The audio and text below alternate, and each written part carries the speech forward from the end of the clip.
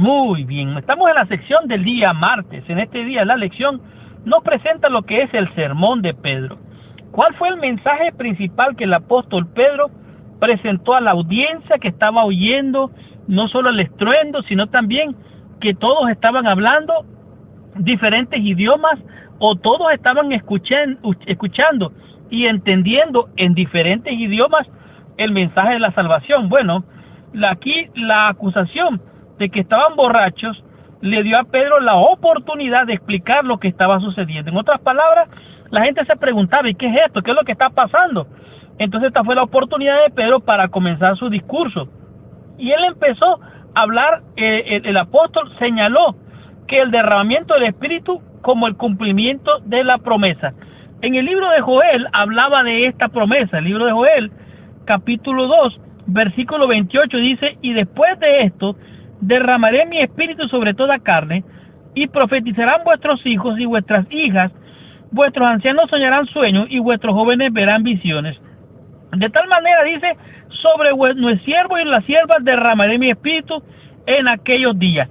Es notable que lo que está hablando aquí se refiere a los últimos días, a los días finales.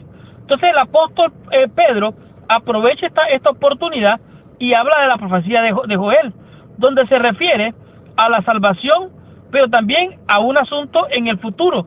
Presenta varias señales en el mundo natural y los prodigios. Ahora, el Pentecostés se presenta a la luz de la profecía. En otras palabras, esto señalaba el futuro en una forma bastante general, pero Pedro hizo un énfasis de manera particular. Dice aquí, en los posteros días, Hechos capítulo 2, versículo 17, dice, indicando que el acto final en el gran drama de la salvación, dice, acababa de comenzar.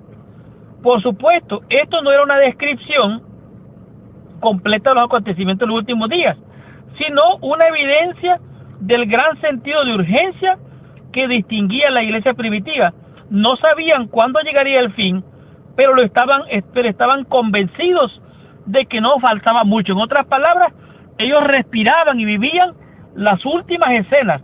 Ahora, pero ¿cuál fue la idea principal del mensaje de Pedro? Bueno, si usted lee un poquito más adelante o lee Hechos capítulo 2, se va a dar cuenta que después de resaltar la importancia profética del Pentecostés, los acontecimientos recientes de la vida, la muerte y resurrección de Jesucristo, hizo más énfasis en la resurrección.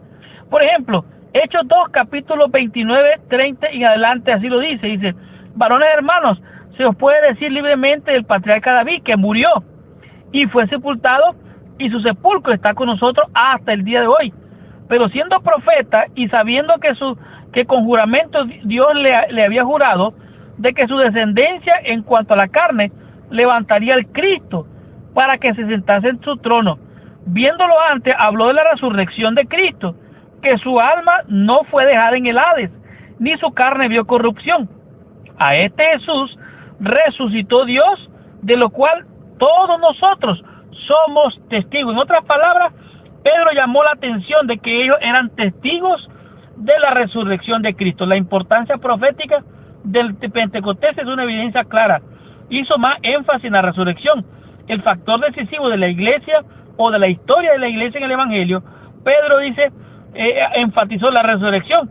Fue la vindicación suprema de Jesús, en otras palabras, para expresar su punto de vista sobre el significado de la resurrección. Pedro lo presentó a Jesús como el Mesías. Ahora, no lo podía detener la muerte a Jesús. Entonces Pedro, como para todos los autores del Nuevo Testamento, la resurrección de Jesús había convertido en una evidencia poderosa, no solo de Jesús como el Mesías, sino de todo el mensaje cristiano de salvación. Ahora, la muerte nos acecha todos los días, a cada instante. Es un enemigo extraño que nos acosa. Ahora, la resurrección de Jesús vino a sellar la garantía de tu salvación y de mi salvación.